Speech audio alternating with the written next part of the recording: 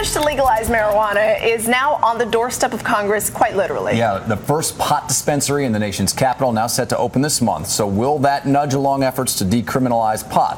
ABC's Devin Dwyer is live in Washington with this one. Good morning, Devin. Hey, John. Hey, Diana. Yeah, it's high times for pot enthusiasts here in Washington. The industry is planting a flag in the shadow of the U.S. Capitol. Hello, come on in. Under watchful eye, medical marijuana will soon for the first time go on sale here, a so-called wellness center just 8 blocks from the U.S. Capitol. This is what we call the product selection and payment room. These jars will be filled with multiple varieties of cannabis, and on those empty shelves, Vaporizers, water bubblers. What about brownies, cookies, drinks? Absolutely. the dispensary in D.C. is illegal under federal law, which still bans the cultivation and sale of marijuana. But enthusiasts say a safe and profitable business here could help change lawmakers' minds. A recent Pew poll finds a majority of Americans, 52%, now favor legalizing the drug. Medical marijuana is already allowed in 18 states plus D.C. In Colorado and Washington, pot is now available without a prescription for recreation. President Obama told Barbara Walters last year he's rethinking federal prosecution of some marijuana users. It does not make sense for us to focus on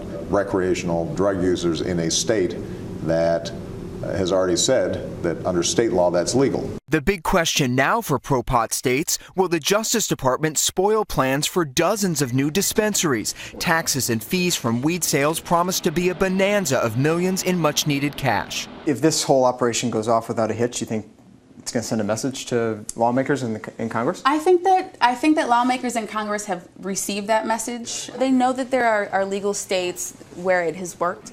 So far this year, 7 bills dealing with marijuana have been introduced in the House, including one that would end the federal ban. But all those face an uphill climb, which means for now, John and Diana, that new dispensary over on Capitol Hill is still at odds with federal law.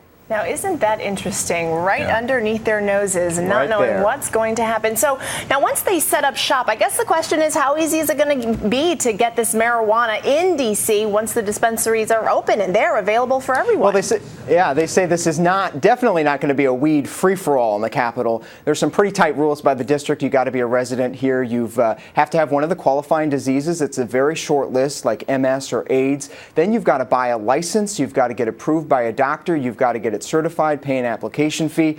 So I don't expect that we'll be seeing any marijuana sort of free-flowing through the halls of Capitol Hill anytime soon. Devin, any concern that the Justice Department might try to crack down on these dispensaries? Well, it's hard to believe. I mean, the Department of Justice headquarters is just 4 miles from that dispensary that we were at. General manager said, she's not worried about it, but we'll see what they do in the next few weeks. I just want to open up the Dorito shop right next door to the dispensary. And the brownie shop right next to the Dorito. Yeah, we'll retire.